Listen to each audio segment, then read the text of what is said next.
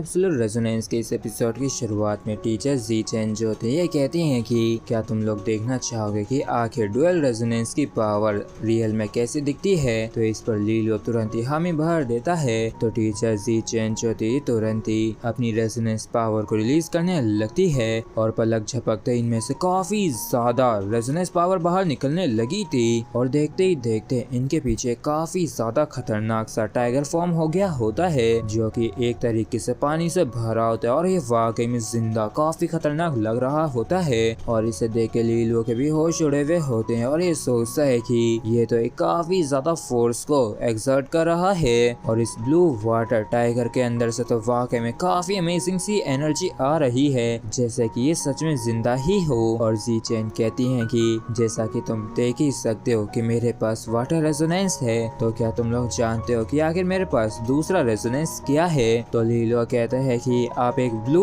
Water tiger को समन कर पाई हैं, तो क्या इसका मतलब आपके पास बीस्ट रेजोनेंस भी है क्या। तो जी चेन कहते हैं कि हाँ वो मेरा दूसरा रेजोनेंस है जो कि upper level 7th grade jet tiger resonance है। और इस चीज को सुन के लीलो की भी हवा टाइट हो गई होती है जैसे ये सुनता है कि इसकी जो टीचर है वो असल में एक शेरनी है। और टीचर जी चेन शेरनी कहती है कि ये जो ब्लू वाटर जेट टाइगर है इसे मेरी एक डुअल रेजोनेंस पावर के द्वारा क्रिएट किया गया है और क्योंकि ये फ्लूइड से बना है तो इसके अंदर वाटर रेजोनेंस की भी कैरेक्टरिस्टिक्स हैं और इसके साथ ही साथ ये काफी वायलेंट और फ्रीसियस भी है क्योंकि इसके अंदर जेट टाइगर रेजोनेंस के भी फीचर्स हैं और ये वाकई में काफी स्ट्रॉन्ग फाइटर है। और ज्यादातर मामलों के अंदर ये बस अपने एक ही अटैक से एक तियान लेंग जनरल के एक्सपर्ट को अच्छा खासा डैमेज पहुंचा देता है या फिर उसे हरा भी देता है। और इस चीज को सुन के लीलो भी हैरान होता है और सोचता है कि तो असल में एक ड्यूक स्टेज के कल्टीवेटर की जो डुअल रेजोनेंस की पावर है वो असल में ऐसी दिखती है और अगर इसकी तुलना मेरे पास जो है उसके साथ की जाए तो वो पूरी तरीके से एक दूसरे से अलग तरीके की पावर्स हैं जो कि एक तरीके से दोनों ही अनरिलेटेड एनर्जीज हैं। तो अब तो मुश्किल से ही कहा जा सकता है कि मेरे पास डुअल रेजोनेंस की पावर है। और तभी टीचर जी चेन कहती है कि आमतौर पर जो कल्टीवेटर्स होते हैं उनको 3 फेजेस से होके गुजरना पड़ता है जब वो अपनी डुअल रेजोनेंस की पावर को डेवलप कर लेते हैं, जिसमें से पहला फेज जो होता है वो मेल्टिंग का होता है जबकि दूसरा मर्जिंग को पूरा करना होता है और जो तीसरा और आखिरी होता है वो सबसे इम्पोर्टेंट होता है क्योंकि इसके अंदर कुछ ना कुछ हासिल करना होता है। तो आमतौर पर जब कल्टीवेटर्स ड्यूक स्टेज पे पहुंचते हैं तो वो नेचुरली 3rd फेज पे एंटर करते हैं। तो जब तुम मेल्टिंग फेज पे पहुंच जाओगे तो तुम थोड़े समय के लिए डुअल रेजोनेंस की असली पावर को इस्तेमाल कर पाओगे और रेजोनेंस मास्टर रियलम में कल्टीवेटर के खिलाफ एक बैटल में ये काफी बड़ा एडवांटेज साबित हो सकता है। इसलिए तुम हर रोज ही एक्सटीरियर फोर्स का इस्तेमाल करके प्रैक्टिस करना और तो और मैं तुम्हारी मदद करूंगी जिससे कि तुम अपनी 2 तरीके की रेजोनेंस पावर को मर्ज कर सको और तुम्हारे अंदर जो पावर है तुम्हें उसकी कैरेक्टरिस्टिक्स को फिगर आउट करने की जरूरत है। जिसके बाद ये जो 2 तरीके की पावर होगी इन दोनों के ही बीच में तुम्हें एक रिलेशन को स्थापित करना होगा। तो इस गाइडेंस के लिए लीलियो काफी थैंक यू कहता है। जिसके बाद टीचर जी चेन कहती है कि और हाँ तुम रेजोनेंस रिफाइनिंग स्किल्स को भी स्टडी कर रहे हो ना, तो मेरी भी रुचि रेजोनेंस रिफाइनिंग स्किल्स में है और अभी मैं जितनी इसमें काबिल हूँ तो इसके दम पे मैं एक 7th ग्रेड रेजोनेंस रिफाइनर के रूप में पास कर सकती हूँ। और इसके साथ ही साथ मेरे पास रेजोनेंस रिफाइनिंग डिपार्टमेंट के अंदर एक जॉब भी है। तो अगर तुम्हारे पास रेजोनेंस रिफाइनिंग को लेके किसी भी तरीके का सवाल है तो उसे तुम मुझसे पूछ सकते हो। और जैसे लीलियो इस चीज के बारे में सुनता है तो इसकी खुशी का ठिकाना नहीं रहता है और ये हैरान होते हुए सोचता है कि क्या असल में ये एक 7th ग्रेड रेजोनेंस रिफाइनर है, तो इनको पूरे देश में एक टॉप का रिफाइनर माना जा सकता है। और अगर किसी स्पिरिचुअल वाटर लाइट विला को टॉप 10 लिस्ट में एंटर करना है तो उनके मेंबर्स के बीच में एक 7th ग्रेड रेजोनेंस रिफाइनर होना ही चाहिए। और फिर क्या था जी चेन जो होती है लीलुओ को थोड़ी और गाइडेंस देती है जिसके बाद ये जिनफू और बाई मैंग मैंग को पढ़ाना शुरू कर देती हैं। और देखते देखते आधा दिन बीत गया होता है और शाम हो गई होती है और जी चेन कहती है कि चलो आज के लिए बहुत हुआ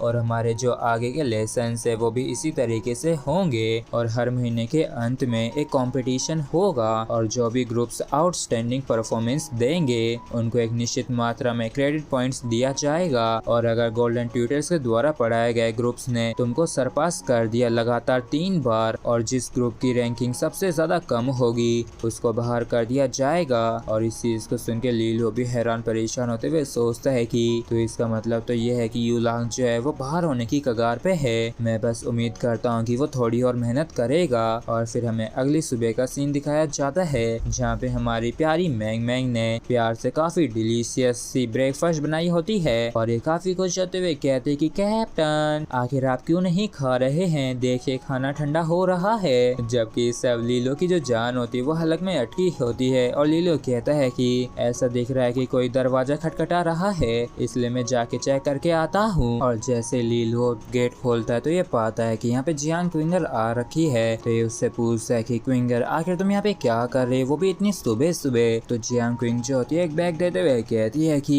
सबसे पहले तो तुम रेड ग्लूटोनियस केक्स को ले लो जो कि सबसे फेमस फूड है होली स्टार कॉलेज की कैंटीन में। तो ये अभी तक का सबसे बेस्ट ब्रेकफास्ट होगा। तो लीलो जो होता है पीछे की तरफ इशारा करते हुए डरते हुए कहता है कि तुम सच में मेरी लाइफ सेवर हो, क्योंकि अगर तुम जरा और देर से आती तो मुझे दोबारा से वाकई में काफी बुरी तरीके से टॉर्चर किया जाता, क्योंकि भाई मैंग मैंग जो ब्रेकफास्ट बनाती वो सच में काफी खतरनाक है। तो जियांग कहती है कि तुम तो वाकई में काफी बुरे हो जो तुम उसकी काइंडनेस की निंदा कर रहे हो। तो लीलो जो होता है यह कहता है कि मैं ऐसा नहीं कर रहा हूँ, बस तुम एक बारी उसकी कुकिंग ट्राई करके तो देखो, तुम्हें मालूम चल ही जाएगा। तो जियांग कहती है कि तो क्यों ना तुम मेरे साथ थोड़ा बहुत घूमने चलो। तो लीलो कहता है कि ठीक है, लेकिन मैं सबसे पहले अपने टीममेट्स को जाके बता देता हूँ। और फिर कहता लीलो जो होता है जियांग क्विंग के साथ लेग के करीब आ गया होता है और ये पूछता है कि जियांग क्विंग आखिर तुम मुझसे क्या कहना चाहती थी। जबकि सब बाकी के लोगों की नजर इन दोनों के ऊपर ही होती है और एक बंदा कहता है कि वो तो मिस जियांग का फियांसे है ना, और जिस तरीके से वो साथ में चलते हुए बात कर रहे हैं मुझे सच में काफी ज्यादा जलन हो रही है। जबकि सब जियांग क्विंग कहती है कि अभी तक तो तुम्हारे ट्यूटर ने तुम्हें नोबल्स वॉर के बारे में बता ही दिया होगा ना।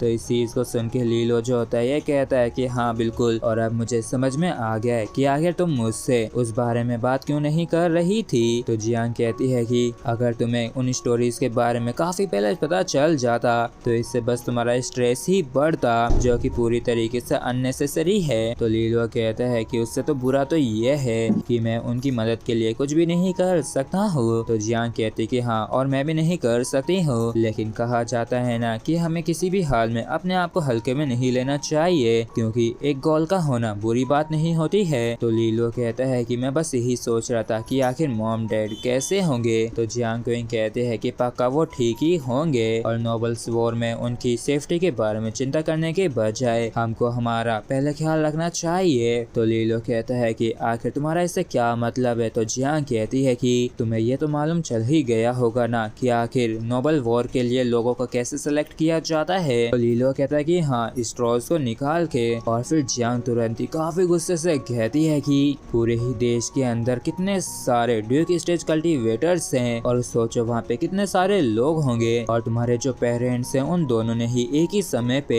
ब्लैक स्ट्रॉ को निकाला था, तो आखिर किस्मत इतनी ज्यादा बुरी कैसे हो सकती है। तो इस चीज को सुन के लीलो चौंक जाता है और ये कहता है कि तो क्या तुम ये कहने की कोशिश कर रही हो कि इसके पीछे कोई साजिश थी। तो जियांग कहती है कि हाँ, लेकिन मैं अभी इसे प्रूव नहीं कर सकती हूँ और मैंने बस इस चीज का भी अंदाजा ही लगाया है। तो लीलो पूछता है कि लेकिन आखिर इतना ज्यादा पावरफुल कौन है जो कि रिजल्ट्स को बदल सके। तो जियांग बताती है कि देश के अंदर 3 सबसे ज्यादा इन्फ्लुएंशियल ग्रुप्स हैं जो कि ऐसा करने का दम रखती हैं, जो कि होली स्टार कॉलेज है, रॉयल्टी है और तीसरा गोल्डन ड्रैगन बिजनेस हाउस है। और इस चीज को सुन के लीलो कहता है कि तो लीलो कहता है कि हाँ वास्तव में ये तीनों ही पूरे ही देश में सबसे पावरफुल ग्रुप्स हैं, लेकिन आखिर इनका मोटिव क्या था और क्या सच में उनके लिए ये सब कुछ करना इतना जरूरी था। तो जियांग कहती है कि अब तो तुमने इन ग्रुप्स के अटेंशन को अपनी तरफ अट्रैक्ट करना शुरू कर दिया है, इसलिए मैं बस अपने थॉट्स को तुम्हारे साथ शेयर करना चाहती थी और मैं नहीं जानती कि क्या मैं बस ये ओवर थिंक कर रही हूँ, लेकिन तुम्हें हर हाल में काफी ज्यादा एक्स्ट्रा केयरफुल रहना होगा। तो लीलो भी थोड़ा घबराते हुए कहता है कि हाँ तुमने बिल्कुल सही कहा, क्योंकि अच्छा खासा स्ट्रॉन्ग ना होना